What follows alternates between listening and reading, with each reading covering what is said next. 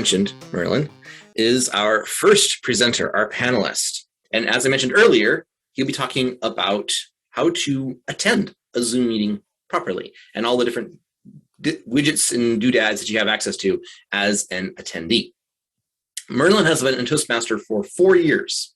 When the pandemic hit, he was one of the first Toastmasters to use Zoom. Tonight, he's going to show us what to do when we attend a Zoom meeting. Please help me welcome Merlyn Miller. And I'm here. Now what?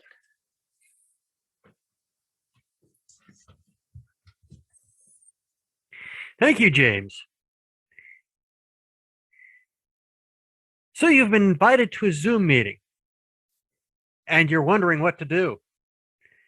Truthfully, most of us here have already experienced attending a Zoom meeting. In fact, you're experiencing a Zoom meeting right now. There are a few things, however, that you all need to know while attending a Zoom meeting. First things first, what is Zoom? Zoom is a video conferencing application that allows people to connect across the internet. First there was Skype, now there's Zoom. Of course, Skype still exists, but now there's Zoom. If you're not already, if you have not already, I recommend going there, even if you have Zoomed before, I suggest doing some research. One of the first and best places I think to go is, of course, the website, zoom.us. Let's go ahead and post that in chat.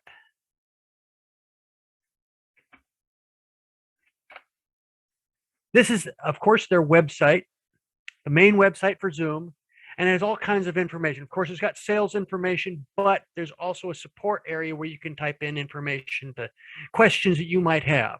Like, let's say you've gone full, somebody's gone full, what they call VTuber.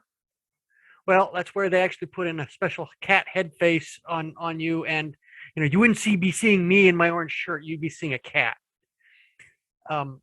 Some people have had a hard time trying to get away from that and figure out how to uninstall that. So they have, Zoom has a specific answer for that because apparently it's a problem.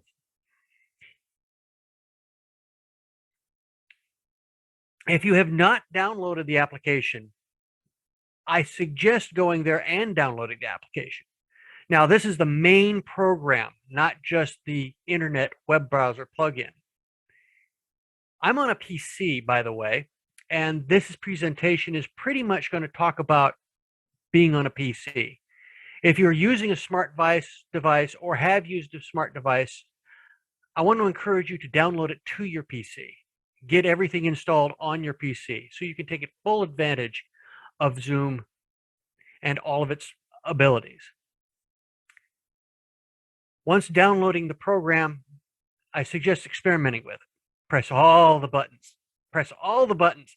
Break the program, close it, start it back up again, break the program again, start this over and over again. This way you will get familiar with the application and what it can do and what it can't do. And by the way, when I talked about the browser earlier, there are some things that you can do on the browser that you can't do in the full separate program / application, and vice versa. The next thing to do is some more research using your Google Foo. Probably the best place to do that is actually YouTube. It's not Google. Well, sort of. It is owned by Google.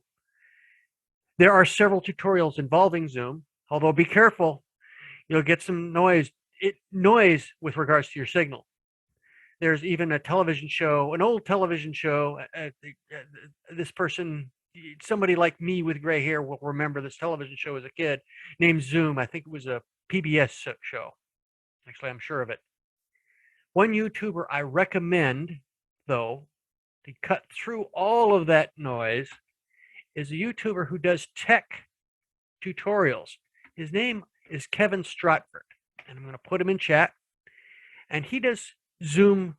He does a bunch of video and audio tutorials as well as stuff on Zoom. So that's a great resource to go and actually check out. Once you've researched it, it is almost time to log in. Well, what equipment do you need? Well, it's pretty simple, actually.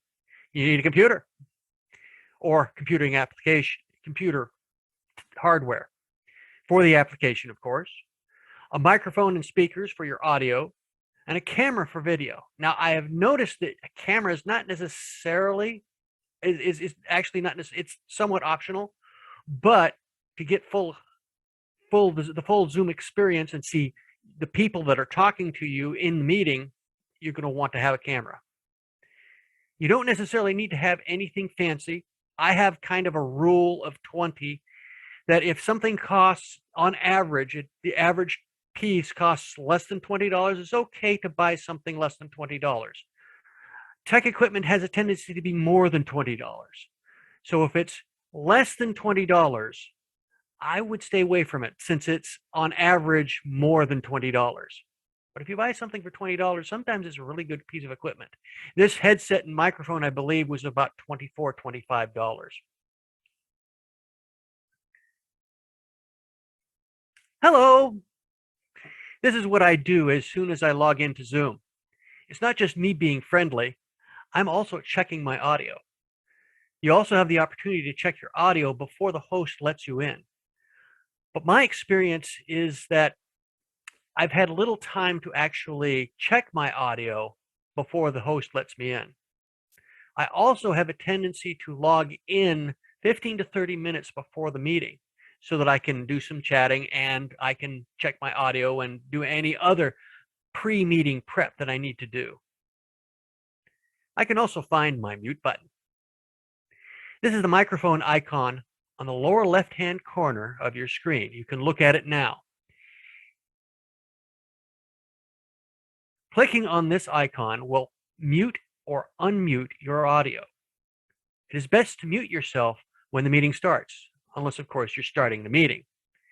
That way you can eliminate distractions for the other attendees. Just remember to unmute, I repeat, unmute before you speak. While the host can mute you, you have full control over your ability to be heard.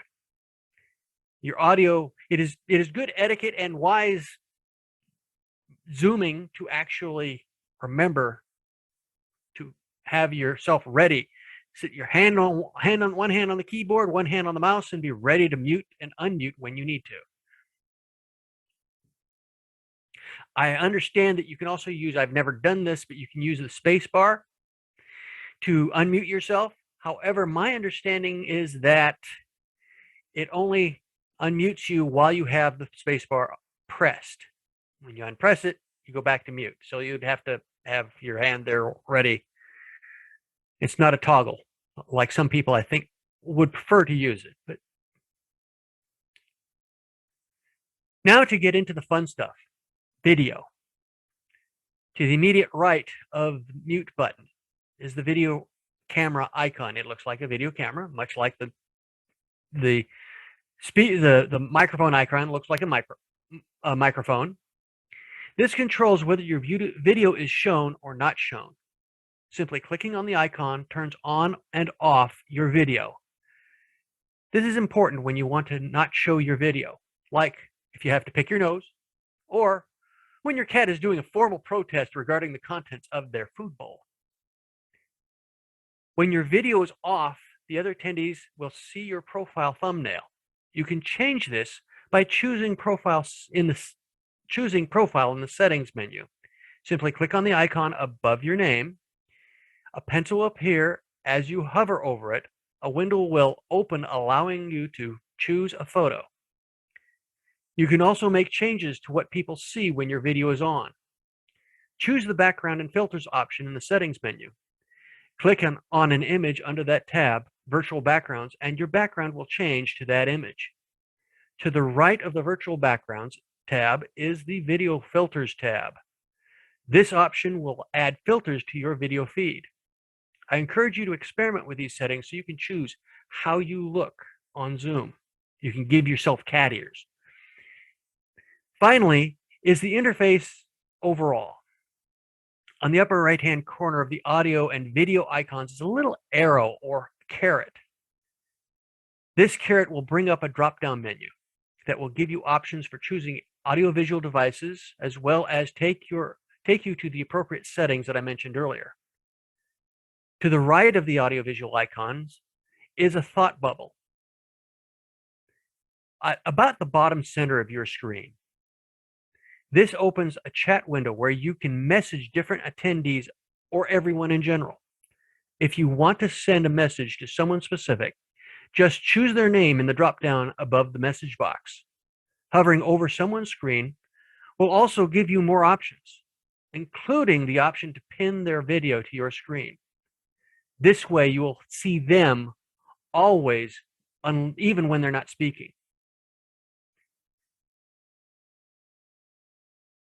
If you right-click on your screen, you will get a drop-down that will allow you to quickly choose how you look or change the name under your screen. You can also do this. I started this without being able to see this online, so I will quickly go over this, even though I have the red. You can see if you hover over someone's screen, you can see a little 3 dots on the upper right-hand corner. This is called an ellipsis, and you can click on that, and you can actually get those same options. This is pretty much what you can do to actually do Zoom. There are many more things, including some new options. So I suggest actually experimenting and have fun. Good luck and have fun. Zoom nerdcasting. Game over.